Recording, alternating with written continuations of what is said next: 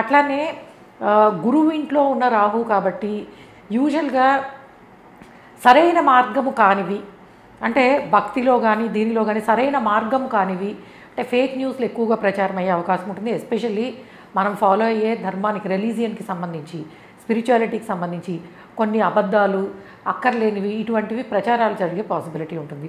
అట్లానే ఫినాన్షియల్లీ కొన్ని తప్పులు జరగడానికి అవకాశం ఉంటుంది. ఎందుకంటే గురువు వక్రించినప్పుడల్లా ఫినాన్షియల్ ఫ్రాడ్స్, ఫినాన్షియల్ ప్లానింగ్లో ఇబ్బందులు.